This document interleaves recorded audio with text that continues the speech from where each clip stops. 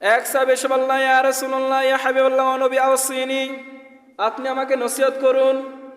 বিশ্বনবী সাল্লাল্লাহু আলাইহি সাল্লাম বলেছে, লা তাকদাব, তুমি রাগ করো না। সাহাবী আবার বলেছে, ইয়া রাসূলুল্লাহ, ইয়া হাবিবাল্লাহ, ও নবী আপনি আমাকে নসিহত করুন। আল্লাহর হাবিব সাল্লাল্লাহু আলাইহি সাল্লাম বলেছেন, লা তাকদাব, তুমি রাগ করো না। সাহাবী আবার বলেছে, ইয়া রাসূলুল্লাহ, ইয়া হাবিবাল্লাহ, ও নবী আপনি আমাকে নসিহত করুন।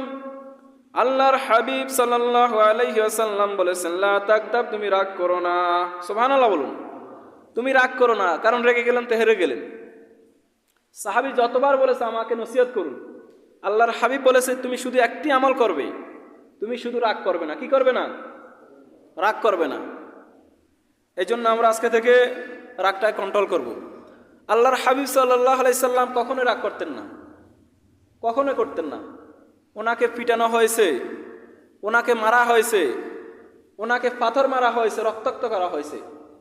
বিশ্বনবী সাল্লাল্লাহু আলাইহি সাল্লাম যখন মক্কাতে নামাজ পড়তেন, মক্কার কাফেররা উটের ফোঁসা নাই উড়ি আল্লাহর হাবিবের পিঠের উপর চাপিয়ে দিত। তারপর বিশ্বনবী সাল্লাল্লাহু আলাইহি সাল্লাম রাগ করেন নাই।